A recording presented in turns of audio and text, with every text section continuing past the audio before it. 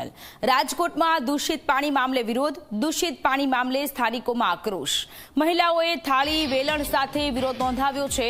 ગોવર્ધન ચોક પાસે આર્યમાન રેસિડેન્સીના લોકોએ વિરોધ કર્યો છે। છેલ્લા 10 દિવસથી દૂષિત પાણીની સમસ્યા છે। ભયંકર દુર્ગંધ આવતી હોવાનો સ્થાનિકોનો દાવો છે। દૂષિત પાણીના કારણે રોગચાળો ફેલાવવાની ભીતિ પણ અત્યારે છે। રાજકોટમાં દૂષિત પાણીના કારણે છેલ્લા 10 દિવસથી લોકો ત્રાહિમામ પોકારી ઉઠ્યા છે। ગોવર્ધન ચોક પાસે આર્યમાન રેસિડેન્સીમાં લોકોએ વિરોધ નોંધાવ્યો છે।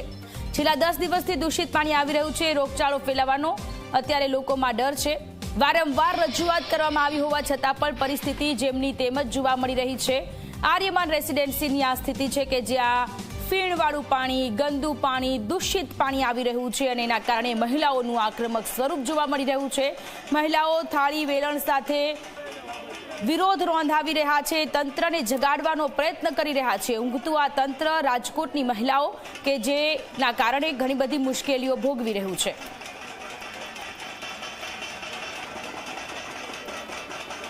વધુ વિગતો સાથે સંવાદદાતા ગૌરવ દવે લાઈવ જોડાયેલા છે આપણી સાથે। ગૌરવ, રાજકોટમાં છેલ્લા 10 દિવસથી મહિલાઓ પરેશાન છે કારણ કે ઘરમાં નળ ચાલુ કરે છે ત્યારે ગંદુ પાણી આવે છે। કેવી રીતે રહેવું એ પણ સવાલ થઈ રહ્યો છે। વધુ વિગતો શું છે?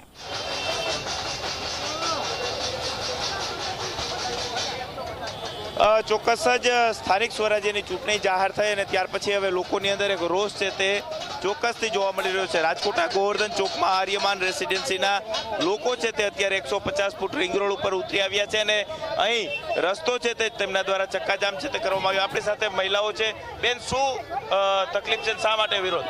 પાણી એટલી હદે વાસ આવે છે કે છોકરાઓ એટલા બીમાર પડી જાય છે। અહીંયા ગોવર્ધન ચોકે જે મેઇન ગટર છે એને વારંવાર સાફ કરવી જરૂરી છે, તો એ લોકો કોર્પોરેશન વાળા કરતા જ નથી।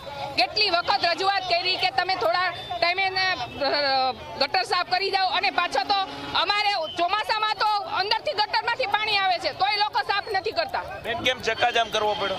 અમારે પાણીનો દારનું પાણી છે એ બગડ્યું છે, એકદમ ફીણ આવે છે અને એસિડ જેટલી વાસ આવે છે, તો અમારે વપરાશ પણ કેમ કરવો અને પીવામાં પણ કેમ લેવું? વારંવાર રજૂઆત કરવા કરતા પણ છતાં કોઈ સાંભળતું નથી। અત્યારે પીવાનું પાણી કઈ રીતના પૂરું પડે છે? બોટલ મંગાવી છે બહારથી। અને સ્થાનિક કોર્પોરેટરોને ક્યારે રજૂઆત કરી કે આવી છે તકલીફ? હા, કરી છે 1-2 વખત, પણ કોઈ કઈ જવાબ આપતું નથી।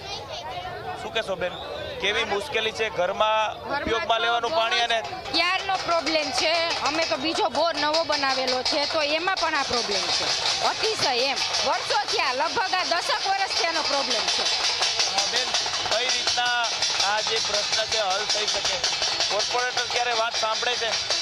અમે કમ્પ્લેન કરીએ છીએ ત્યારે એ આવે છે, જોઈ જાય છે અને જે કચરું હોય ને એ કાઢીને વયા જાય, પછી પાછા કોઈ જોતા નથી। 15 દિવસમાં પાછું એનું એ જ હોય છે।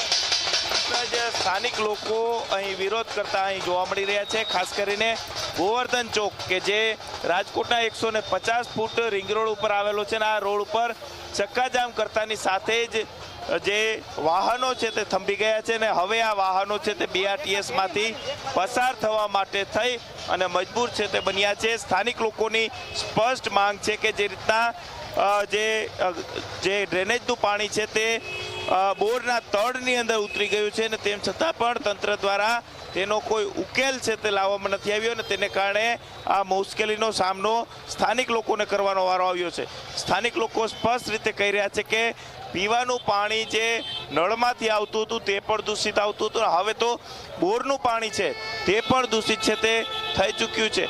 સ્થાનિકો દ્વારા ચક્કાજામ છે તે કરી દેવામાં આવ્યા છે। BRTS રૂટ ઉપર પણ મહિલાઓ થાળી વગાડી અને વિરોધ છે તે કરી રહ્યા છે। અહીં કેટલાક અન્ય બહેનો છે તેમની સાથે વાત કરીશું।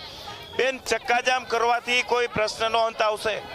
પ્રશ્નનો અંત, આનું સોલ્યુશન આવતું હોય તો આ જરૂરી પણ છે, કારણ કે અમે લોકોએ બહુ રિક્વેસ્ટ કરી કોર્પોરેશનમાં, લગભગ બધાએ અમારા જે સોસાયટીના કરતા હરતા છે લેખિતમાં પણ આપેલું છે, છતાં એ સોલ્યુશન નથી આવતું અને ઇજનેરો આવે છે, એન્જિનિયરો એ ચેક કરીને જતા રહે છે, આજે આવશું ને કાલે આવશું એવી રીતના કહી અને આવે છે તો બપોર વચ્ચે આવે છે કે જ્યારે ઓલરેડી લગભગ આપણા રાજકોટની સિસ્ટમ છે કે 1 થી 4ની વચ્ચે બૈરાઓ ઘરે હોય તો સૂઈ ગયા હોય બાળકોને લઈને। અધિકારીઓ ધ્યાન નથી દેતા કે કોર્પોરેટર જવાબ નથી આપતા? બંનેનું કામ છે। જે કોર્પોરેટર અત્યારે પ્રદીપભાઈ ડવ કરીને છે એ અમારે મુલાકાત અમે જ્યારે પણ કરીએ ત્યારે ખડે પગે ઊભા હોય છે, એ આવે છે, એ કોર્પોરેટરને અમે ઓળખીએ છીએ, બાકી કોઈ બીજા જે પાછળના જે કોર્પોરેટર છે એને અમે નથી ઓળખતા.